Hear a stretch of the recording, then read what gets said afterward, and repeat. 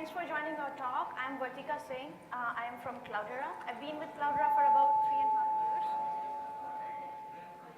Of their field engineering team. That means one of my prime responsibilities is we go out to customer sites and architect the solutions for whatever the use cases they might be working on. Before I start this talk, I have these cute little things here. So anybody who asks questions, good questions, just come up and grab one for yourself. I have about 6 of these. So going forward, so agenda of this talk. It's a lot of slides in here, but I will try to cover as much as possible. And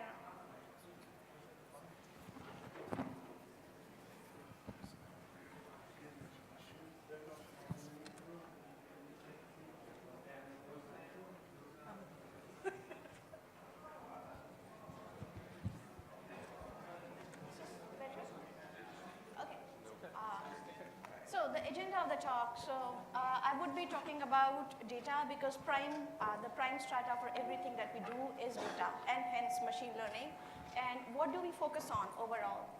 The typical data ingest architecture, how we converge towards it, and I will give you some examples that we see out there.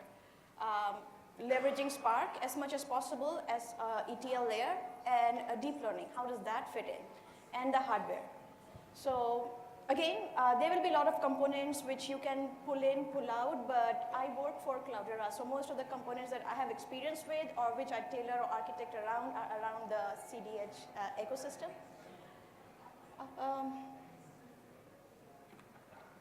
Okay. So the prime objective is fail often, fail fast. Construct an architecture which allows you to do training, inference, deployment, and all the related transformation of the data activities as fast as possible. This is a typical ML system. So ML is a small component of it. There is ingest, there is data organization, there is data transformation, and there's a teeny tiny block which we call machine learning. Some people call it AI, and nowadays deep learning is popular. But the whole construct involves different components such as use case discovery, model serving, there are hidden feedback loops. A lot of components may not surface till your whole architecture is built up. Anything that changes in one of these components can send the whole architecture into a wild tailspin. And trust me, we see this more often than not. Another aspect that we observe is, and this is, I forgot to put in the reference here, I will put it. This is from one of the Harvard Business Review articles. Less than half of an organization's structured data is actively used in making decisions. And talk about structured data and unstructured data. I'm not going to list out all the bullet points in here, but the GDPR related activities such as data lineage and governance tracking, security, they don't seem as sexy as when we talk about machine learning architecture as a whole, but they are quite relevant components. And because of that reasoning, the model evolution happens at a much smaller pace, and more than 99% of unstructured data lies waste. So end of the day, what we talk about is discovering these hidden market components. How do we take your data? How do we create a business proposition out of it? Let's take one of them, top one, clickstream. So we are talking about clicks, impressions, and conversions. And there are two different kinds of organizations here. We talk about the likes of Google and Facebook who have closed ecosystem, wherein they optimize more on conversions, wherein somebody clicks on your ad and makes you spend some money. On the other hand, most of the clickstream shops out there, they monetize more on impressions. How do you architect something around that? Videos, medical data, city data, there are different components, and we will tackle quite a few of them as we go on. Again, I have these guys here, if there are any questions. So what we end up focusing on is intelligent infrastructure. So it's not about machine learning as much as how you construct the whole ecosystem around it. This is what we want to converge on eventually, as simple as this. There is data. Data is used to build certain kind of model using amazing training algorithms. Once the model is built using validations and whatnot, the whole training arsenal, you deploy the model and do you inference on the new data that is coming in. However, what we end up seeing at the customer side is something like this. How do you take care of that? And this is something which is built. Imagine you walking in, you joining a company or your own company, or you walking in as a field architect or architect in that particular company. The proposal of the problem is, I want to optimize on my existing data. But how do you even begin figuring out something like that? So this is a sample architecture from one of the fabrication units that we go to. So if you look at this, and this is just a simple example. It's simple. And how we converged upon it is this is a 45-day pipeline. From the day the order is placed to generate a wafer, to manufacture a wafer, till the day the wafer is actually manufactured. There are many components in the pipeline. It takes 45 days. In those days, each of these components are sampled multiple times from multiple sensors. So we are not talking about data which has got about 300 dimensions or 400 dimensions. By the time you finish this pipeline, across all the components, the dimensions of the data sets which are generated are more than millions. Optimizing on that, and the problem that we're optimizing on is called predictive excursion.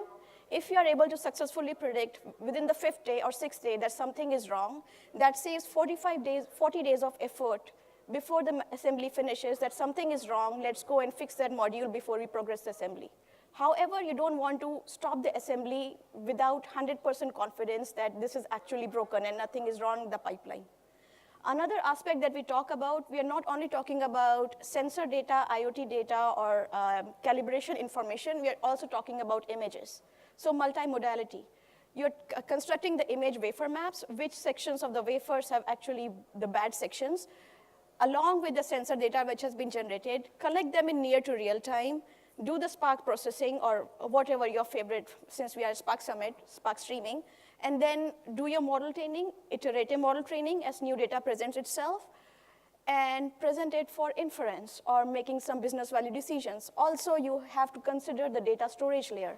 So in this particular architecture, we have Kudu over here. This is my dog's laser toy. I use it sometimes. So we have Kudu here for storing the time series data. And time series is nothing but having an extra dimension of time component added to it. And the data is updated as the time goes. Data is not updated. Data is retained as the time goes forward. Having something such as Solr to do search on it. And then HDFS to have a data storage layer. So end of the day, when we talk about data science, it's an evolving science. It's not a solid piece of engineering. And again, if these slides are shared, the reference is at the bottom. This came out from Michael Jordan from University of Berkeley.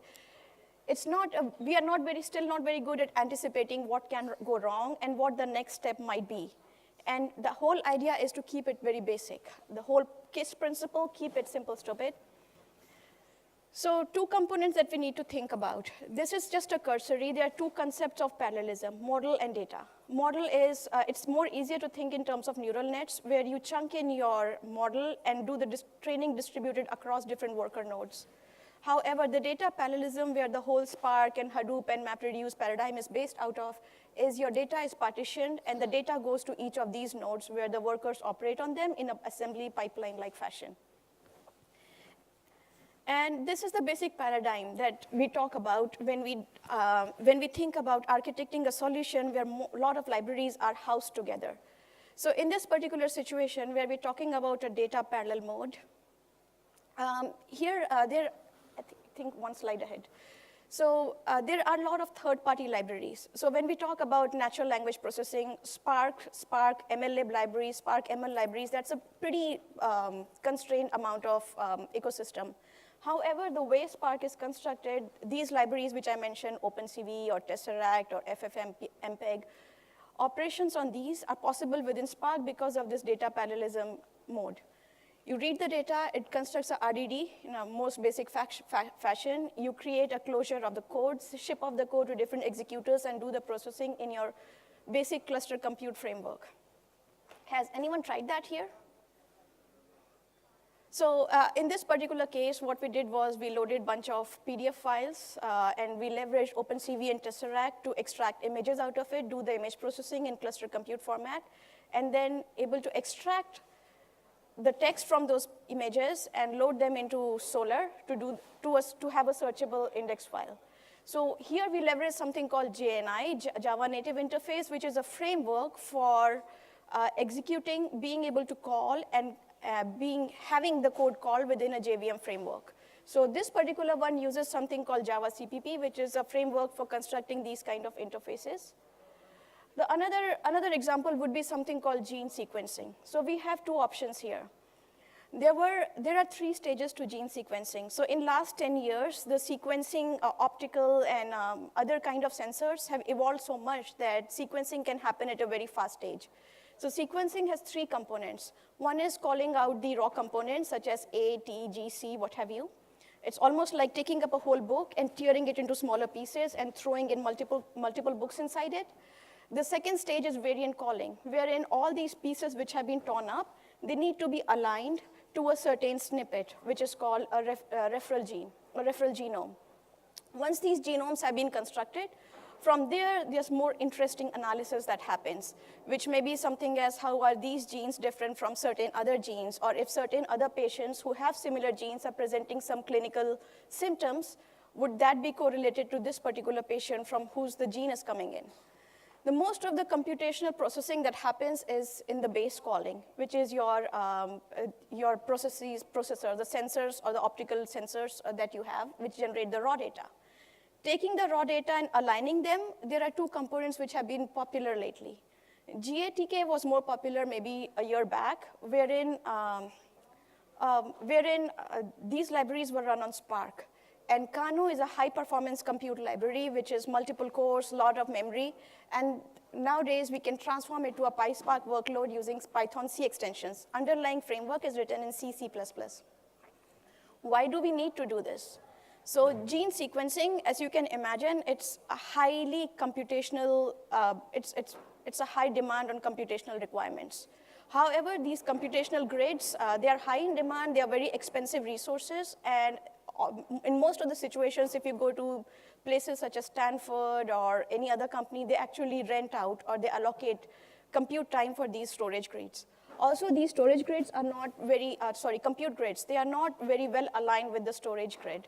So it makes sense to move the workload, or it makes sense to generate a demand where you move the workload from these storage grids to something such as Spark. So GATK is inherently able to run on Spark, but Kano is a C++ library. And by writing something as a Python C extension, it's easy to transfer something like that on a Spark workload. And then obviously analysis, where you find interesting correlations between existing diseases or clinical symptoms. That would be something like Hail, which runs very well on Spark. Oh, well, I think I already went through this part. So let's come back to something which is more popular nowadays. So learning and big data, which is more like deep learning and big data. So this is a diagram which I copied from this book called Deep Learning. It's online. But the idea is that it shows you a scale of how representational learning has moved from the left-hand side to the right-hand side. So the major source of difficulty in most of the real-world problems is that each piece of data affects each piece of variation that we see. And these nonlinear complexities, this representational learning is very well captured by something such as a deep learning algorithm. And we have many variations nowadays. However, one thing to understand about deep learning, simplistically put, this is a basic assumption of the architecture. There's a concept of inner layer, input layer. There's a concept of a hidden layer, and then there are output neurons. And this is the learning process, basically, which is something such called hill climbing or gradient descent or gradient optimization. The idea is the input neurons, there is some kind of a summation function based on all the input values that is coming in. It goes through each neuron of the hidden layer, and there is a function applied on that layer, on the aggregated output. That function is not simple as like a linear function. It's a nonlinear function to capture interesting relationships between input and output, and it goes forward. However, depending on what the output is or what the training is, how the training is actually happened, a gradient on the loss is propagated back by using some kind of chain calculus method. Couple of things that pop out from here when we talk about scale. Backpropagation, the training method where you're updating the weights as the learning is progressing over over multiple sequences. It requires intermediate outputs of the network to be preserved for the backwards computation. That's a lot of storage and memory if you want to do processing fast. And the second part is due to the gradients used for hill climbing, the precision requirement is generally higher than inference. And why would we mention something such as that? So when we talk about optimizing on storage in memory for the gradients that have been already computed, we talk about reducing the precision from 16 to say 8 points so that the load on memory goes down. But as we go towards hill climbing, once we reduce the precision at the training part, at the inference part, that actually makes an impact on accuracy. So there is not one solution deals all. And also, when we talk about deep learning, you would notice these catchphrases I just Googled from the internet when I was typing scale in deep learning applications. You would see the word large almost everywhere. Large, more than 1 billion trainable parameters. Large models in literature perform better than anything else. And they can scale to very large. So obviously, the next step that you need to consider is hardware. And hardware is multifaceted in this case, depending on what you want to do.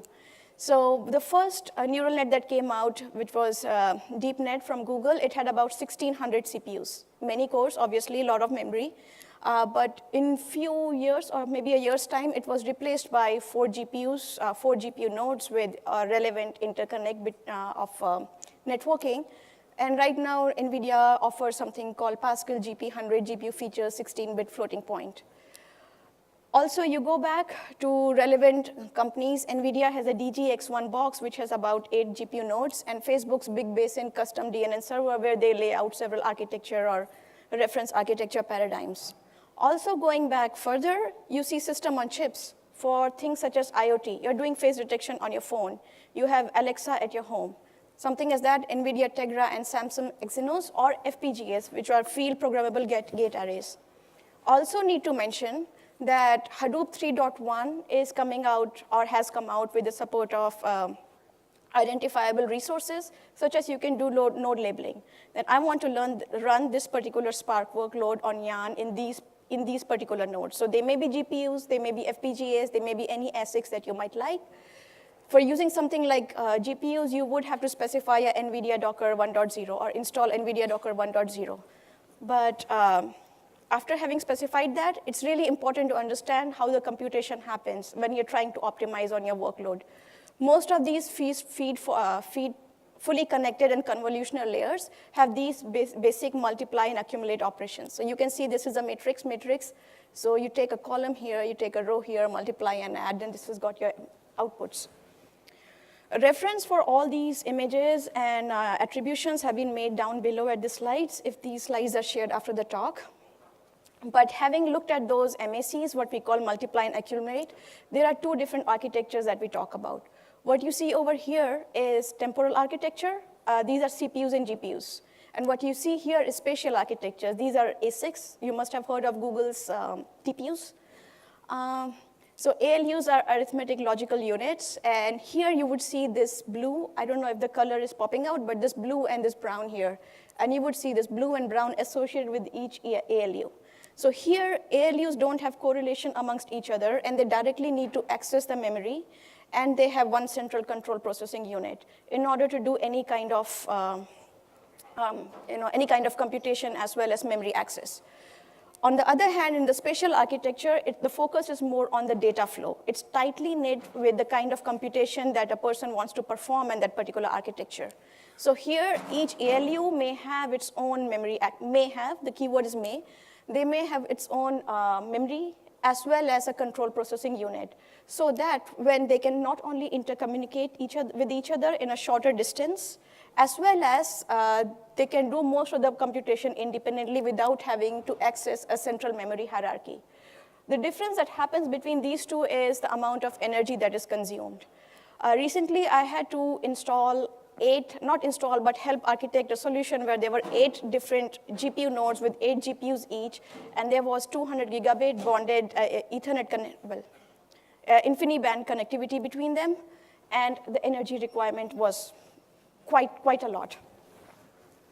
Thinking about that, if you're thinking only of running deep learning algorithms, that becomes possible. Also, a couple of other things to think about, which are accelerators for both the architectures. For temporal architectures, we're talking about matrix multiplication. There's a lot of redundant storage.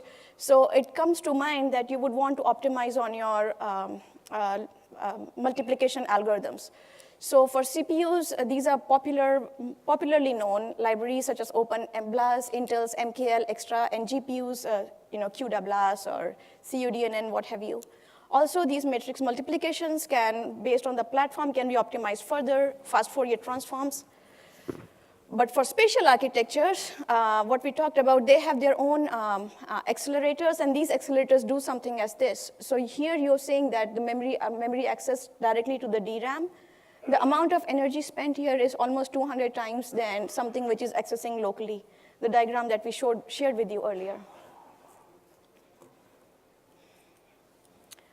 So after having talked about those things, what are the applications that are currently leveraging our deep learning frameworks? So bioinformatics. Here it's all sequential computation. Progression can go from something such as RNNs to LSTMs to attention networks, depending on how long of a sequence you're trying to learn and how much of a context you're trying to retain. But protein structure, gene expression regulation, protein classification, anomaly classification, and whatnot. Earlier we talked about gene sequencing, gene assembling, and doing variant analysis based on the data that is coming out using either SQL-based algorithms or search-based algorithms. But this takes it a step further. We are actually trying to find some correlation across different gene patterns. The problem with the bioinformatics data or healthcare data in general, what happens is it's complex and expensive data acquisition process. You have to think a lot about compliance, security, regulation, what have you. Also, there's significantly unequal class distributions. Clinical or disease-related data, there's inevitably less data from treatment groups than that from the normal control group. And then the visualization. If you're training a convolutional neural net on, say, a cat or a dog, as the layer progresses, you can actually see the picture of a dog or a cat forming. Over here, it's almost like a black box. You have no idea on the data, this scale, data of this complexity, what's happening between as the architecture or the training progresses. And multimodal, obviously. As we talked about sensor data earlier, in fabrication unit, you might have different kinds of data coming in here to predict something like patient mortality or hospital bed occupation kind of thing. Another ballgame that we see, IoT, and this is actually related to the autonomous car driving or the data which is coming from your fabrication units. You have a large-scale streaming data to think about. The heterogeneity in the data coming from sensor devices and calibration units might be different from different manufacturing units, so how to normalize across that. High dimensional data and time and space correlation thereof it. High noise data. And you have to make near to real-time decision in order to justify all the hardware costs that you're putting in. So a couple of things that we think about when we are deploying an architecture such as that.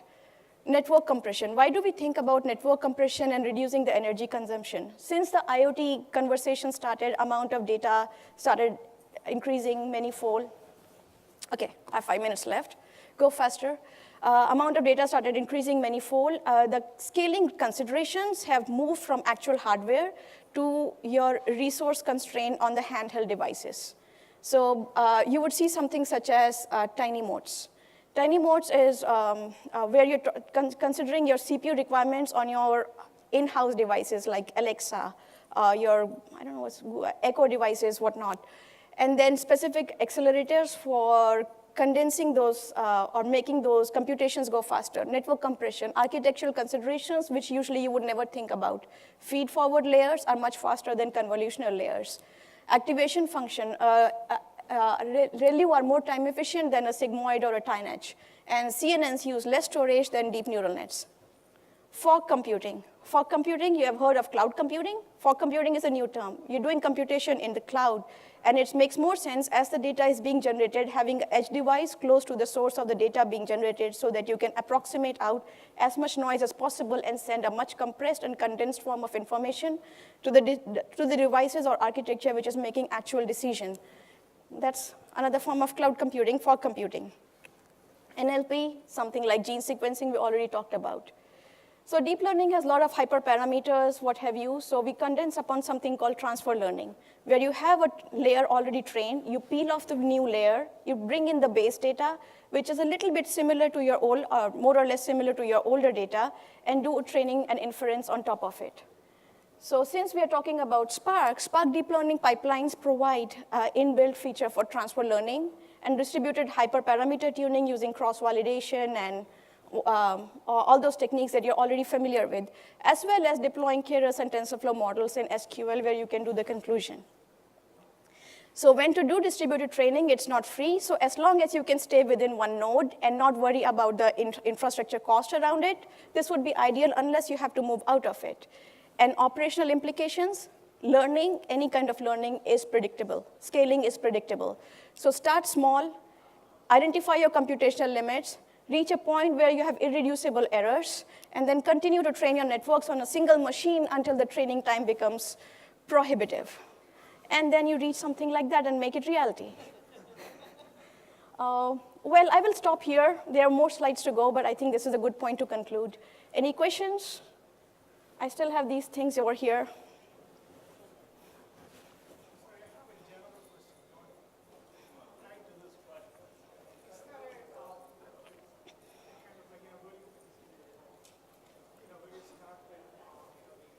Data, number of features, and the number of layers in the network, etc., kind of like a starting ground for you to design the architecture?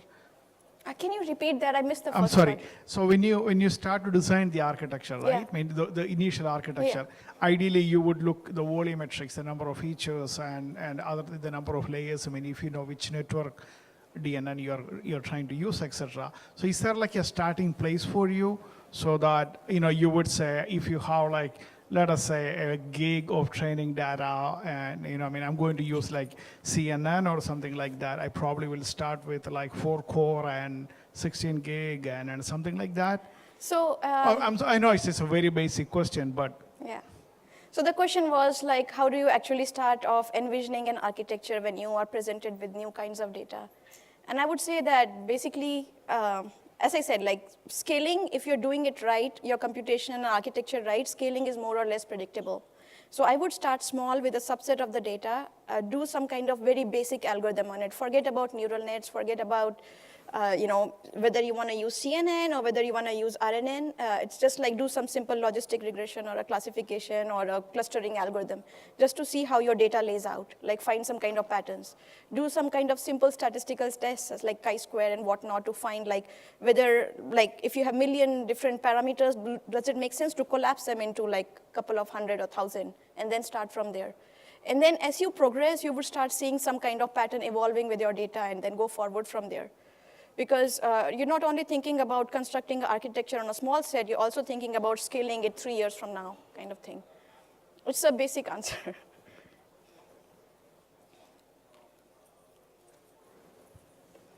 Hello.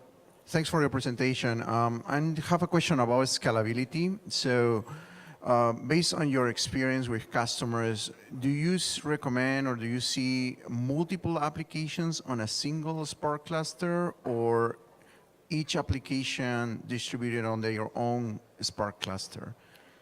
The question is, do I see multi-tenancy on a Spark cluster, or I see each application running on its own cluster? It largely depends on the production demands. It depends on how many resources there are and how strong is the SLA requirement. So there is no good or bad rule here other than your SLA requirements and how reliably you want your output to continue. If you have many applications running, that's very common. It's kind of uncommon. I have not seen only one application running on one cluster and another application running on any other cluster, unless the cluster is hitting a resource limit and you need to spawn off another cluster. So I think we are out of time. I will be down at the Cloudera booth if there are any more questions for a couple of hours.